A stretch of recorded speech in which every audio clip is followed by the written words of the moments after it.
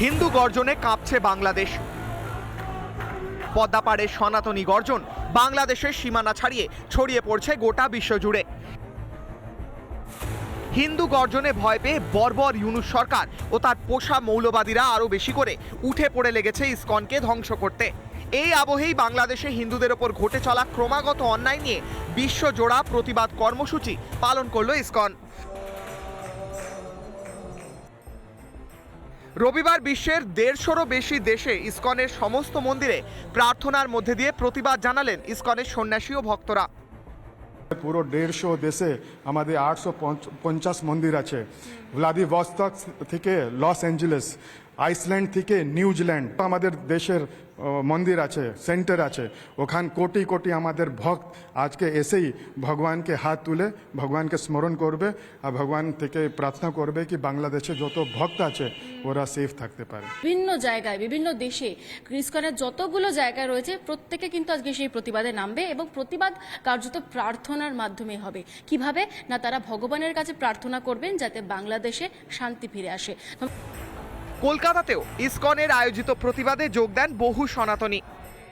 ধর্ম সবার এবং মানুষ তো একটাই, যে ধর্মের হোক, যে বর্ণের হোক, আর যেভাবেই হোক না কেন, প্রত্যেক মানুষের আসলে একটাই ধর্ম এবং সেখানে এইভাবে আলাদা করে আক্রমণ করাটা আসলে কিন্তু অন্যায়। এদের একটাই মোটো যে আমরা যেটা করব সেটাই ঠিক, সেটা ভুল হলেও ঠিক। আফগানিস্তানে আপনি দেখেছেন তালিবানরা করছে বা আইসিসরা করছে, ওই ধরনের লোক এখন যে এটা ইউনূস সরকার বা সরকার তো বলা যায় না, ইন্টারিম গভর্নমেন্ট, ওটার কোনো নিজের কোনো কন্ট্রোল নেই।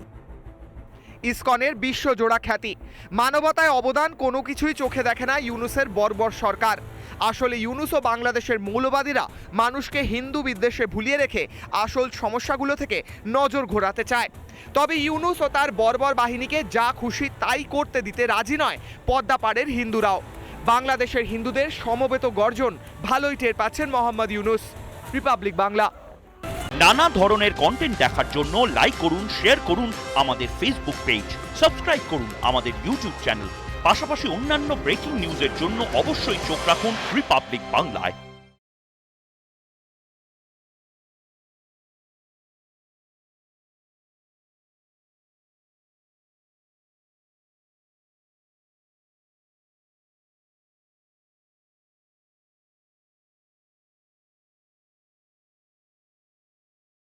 নানা ধরনের কন্টেন্ট দেখার জন্য লাইক করুন, শেয়ার করুন আমাদের ফেসবুক পেজ, সাবস্ক্রাইব করুন আমাদের ইউটিউব চ্যানেল। পাশাপাশি অন্যান্য ব্রেকিং নিউজের জন্য অবশ্যই চোখ রাখুন রিপাবলিক বাংলায়।